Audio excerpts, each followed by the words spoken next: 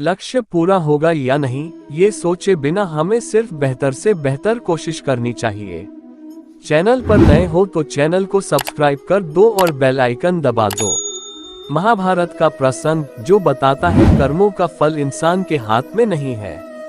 किसी भी काम की शुरुआत में ये नहीं सोचना चाहिए कि सफलता मिलेगी या नहीं, लक्ष्य पूरा होगा या नहीं, क्योंकि कर्मों की सफलता या असफलता इंसान के हाथ में नहीं है। महाभारत में श्री कृष्ण ने अर्जुन को यही उपदेश दिया था कि तुम सिर्फ कर्म करो, फल की इच्छा मत करो। जो लोग धर्म के अनुसार कर्म करते हैं उन्हें सफलता जरूर मिलती है। ये बात महाभारत के एक प्रसंग से समझ सकते हैं। श्री कृष्ण ने अर्जुन को समझाया, तुम सिर्फ बेहतर कोशिश करो। दुर्योधन सभी पांडवों को मार देना चाहता था, इसीलिए उसने लाक्षागृह में पांडवों को मारने की योजना बनाई। लाक्षागृह के षड्यंत्र से किसी तरह सभी पांडव बच गए और वेश बदलकर वन में रहने लगे।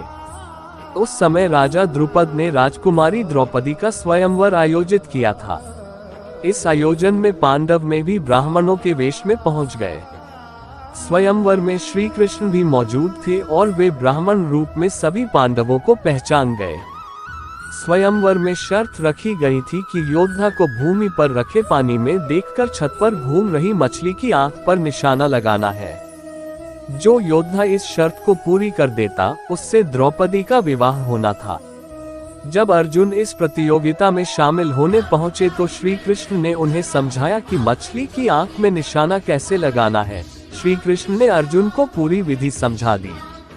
श्री कृष्ण की बातें सुनकर अर्जुन ने कहा कि अगर सब कुछ मुझे ही करना है तो आपकी क्या जरूरत है।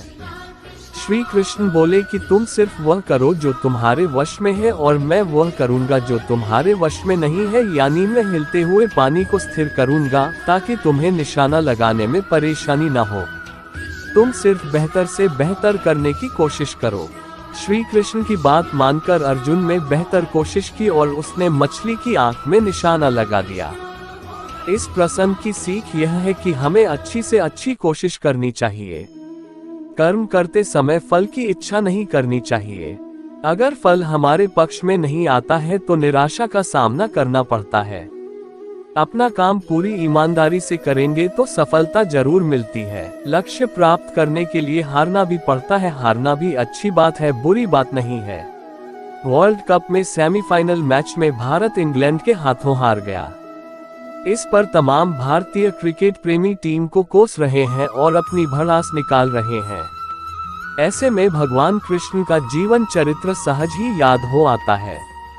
मथुरा की एक कैद में माता देवकी के गर्भ से जन्मे कृष्ण ने अपने आचरण से मानव जाति के सामने कई ऐसे उदाहरण रखे जो जीने की राह दिखाते हैं। ऐसा ही एक उदाहरण है उनके रणछोड़ बनने का। जी हाँ, एक बार कृष्ण भी युद्ध को बीच में ही छोड़कर मैदान से भाग गए थे, फिर भी शत्रु का वध हुआ और हजारों निर्दोष नागरिकों की सुरक्षा हुई। भगवान श्री कृष्ण का जन्म कंस का वध कर समस्त पृथ्वी लोक को उसके अत्याचारों से मुक्त कराने हेतु हुआ था।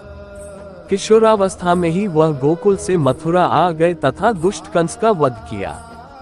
कंस की मृत्यु से दुखी उसके श्वसुर जरासंध ने एक विशाल सेना लेकर मथुरा पर आक्रमण कर दिया। इस आक्रमण में उसके साथ शिशुपाल और काल्यवन जैसे शक्तिशाली राजा भी शामिल थे। जल्दी ही सेना मथुरा जा पहुंची और मथुरा की राजसभा में कृष्ण तथा बलराम को सेना को सौंपने का संदेश भेजा गया। इस युद्ध को टालने तथा मथुरा के निर्दोष नागरिकों को बचाने के लिए कृष्ण ने रातों रात वहां से सैकड़ों किलोमीटर दूर समुद्र में एक नई नगरी द्वारिका का निर्माण करवाया। अपनी माया से उन्होंने समस्त नागरिकों, उनके पशुओं तथा संपत्ति को नींद में ही नई नगरी में पहुंचा दिया। अगले दिन सूर्योदय के समय कृष्ण तथा बलराम जरासंध की सेना के सामने जा पहुंचे और उसे लड़ने के लिए चुनौती दी। जैसे ही जरासंध और दूसरे राजाओं ने कृष्ण को मारने के लिए शस्त्र उठाए, दोनों भाई भागने लगे। उन भाइयों के पीछे जरासंध तथा काल्यवन जैसे राजा भी भागने लगे। कुछ ही देर में दोनों भाई बहुत आगे निकल गए और उनके पीछे केवल मात्र काल्यवन रह गया। उसे देवताओं ने वरदान दिया था कि उसकी हत्या किसी अस्त्र या शस्त्र से नहीं होगी। ऐसे में वह निर्भीक था और लगातार कृष्ण का पीछा करते करते एक गुफा में जा पहुंचा।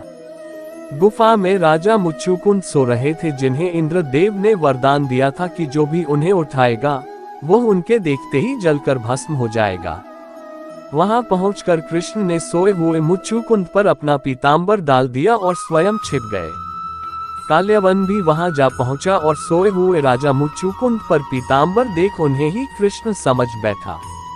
उसने मुच्चुकुंद को उठाने के लिए लात मारी, जिसके कारण उनकी निद्रा खुल गई और उनके देखते ही काल्यवन वहीं पर जलकर भस्म हो गया। तत्पश्चात कृष्ण ने राजा मुच्चुकुंद को अपने चतुर्भुज स्वरूप में दर्शन दिए और उन्हें मोक्ष पाने का वरदान दिया। वहीं दूसरी ओर जरासंध और बाकी राजा पूरी तरह से खाली मथुरा देखकर वापस लौट गए।